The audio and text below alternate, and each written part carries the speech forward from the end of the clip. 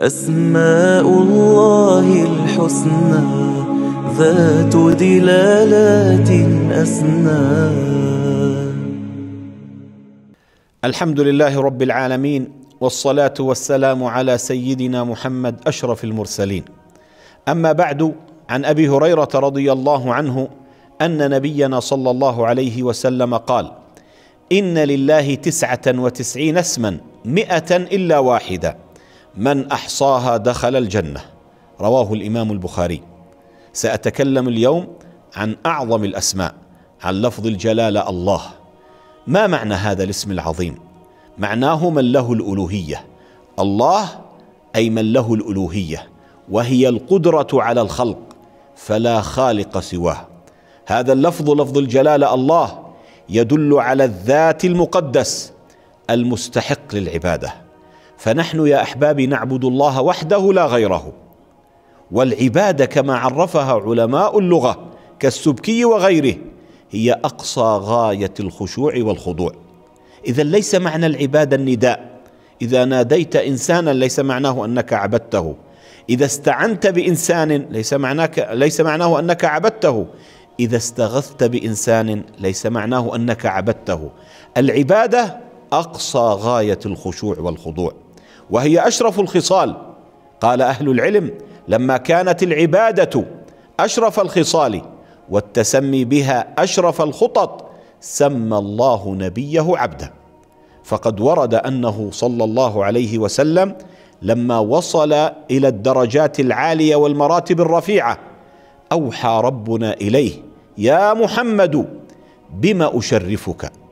قال: رب بأن تنسبني إلى نفسك بالعبودية. فأنزل الله عز وجل: سبحان الذي أسرى بعبده ليلا من المسجد الحرام إلى المسجد الأقصى الذي باركنا حوله.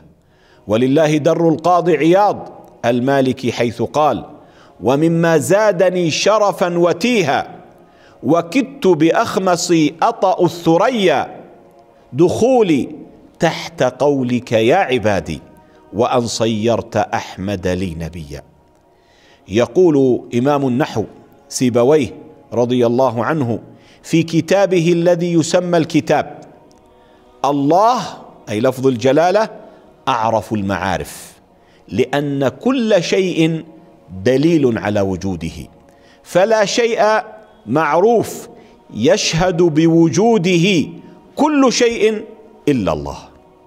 ولذلك لما رؤي سيبويه بعد موته قيل له: ما فعل الله بك؟ قال: غفر لي بقولي الله أعرف المعارف، أي كل شيء يدل على وجوده. لفظ الجلالة الله هو الاسم الأعظم لله تعالى، وهو أفضل الأسماء وأعظمها.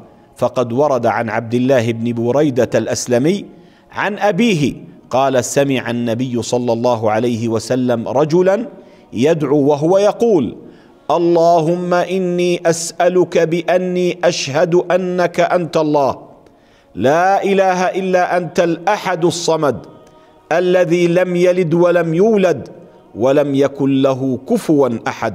فقال صلى الله عليه وسلم: والذي نفسي بيده لقد سأل الله باسمه الأعظم الذي إذا دعي به أجاب وإذا سئل به أعطى. انظروا إلى هذا الاسم العظيم. ولكن يا أحبابي، كثير من الناس اليوم يحرفون هذا الاسم المعظم، فبدل أن ينطقوا به صحيحا، بدل أن يقولوا الله، بعضهم يحذف من لفظ الجلالة بعض الأحرف، وهذا حرام لا يجوز. بعضهم بدل أن يقول الله يقول الله بلغتنا، هذا لا يجوز ولا تثبت به اليمين. بعضهم يقول والله ما فعلت كذا، أو والله لا أفعل كذا، هذا لا يثبت به اليمين، لأن هذا حذف حرف الهاء من لفظ الجلالة، هذا وقع في معصية الله. لا يجوز أن يحرف اسم الله تبارك وتعالى. وبعض الناس ماذا يقولون؟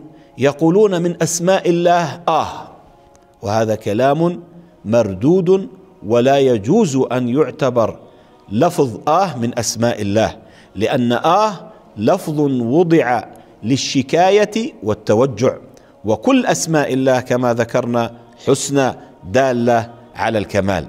هذا الاسم العظيم لفظ الجلالة الله له خواص أو خواص كثيرة، لكن نذكر منه أن من داوم على ذكر لفظ الجلالة الله يستفيد زيادة اليقين، تتيسر مقاصده المحمودة. من داوم على قول لفظ الجلالة الله 1000 مرة في اليوم بصيغة يا الله رزقه الله قوة اليقين.